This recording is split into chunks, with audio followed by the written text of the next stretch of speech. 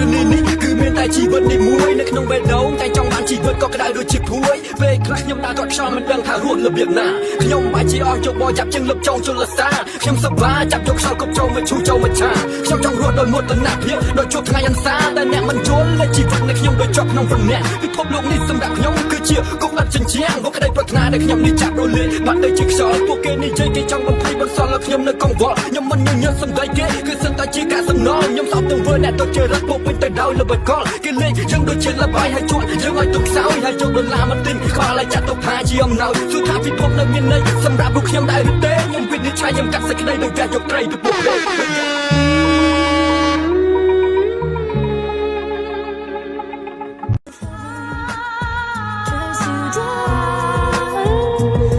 ការយកធរនីនេះគឺមានតែជីវិតនេះមួយនៅក្នុងបេះដូងតែចង់បានជីវិតក៏ក្តៅដូចជាភួយពេលខ្លះខ្ញុំដើរក៏ខ្យល់មិនដឹងថារស់របៀបណាខ្ញុំបាច់ជាអស់យកបោចាប់ជើងលឹបចង់ជលសាខ្ញុំសប្បាយចាប់យកខ្យល់គប់ចូលមកឈូចូលមកឆាខ្ញុំចង់រស់ដោយមោទនភាពដោយជួបថ្ងៃអន្សាតែអ្នកមិនយល់លេជីវិតនៃខ្ញុំដូចជាប់ក្នុងព្រំអ្នកពិភពលោកនេះសម្រាប់ខ្ញុំគឺជាគុកដាត់ចិញ្ចៀងមកក្តីប្រាថ្នាដែលខ្ញុំនេះចាប់រលាយបាត់ទៅជាខ្យល់ពួកគេនិយាយគេចង់បំភ្លៃបន្សល់ឲ្យខ្ញុំនៅកង្វល់ខ្ញុំមិនញញឹមសម្ដីគេគឺសិនតែជាការសំណងខ្ញុំសោកទាំងវើអ្នកទៅជារត់ពុកវិញទៅដោយល្បិចកលគេលេងយើងដូចជាល្បាយហើយជួនយើងឲ្យទុកខ្សោយហើយយកដុល្លារមកទិញខ្វល់ឲ្យចាត់ទុកថាជាអំណោយសួរថាពិភពនៅមានន័យសម្រាប់ពួកខ្ញុំដែរឬទេខ្ញុំវិនិច្ឆ័យខ្ញុំកាត់សេចក្តីដោយការយកត្រីទៅពួកគេ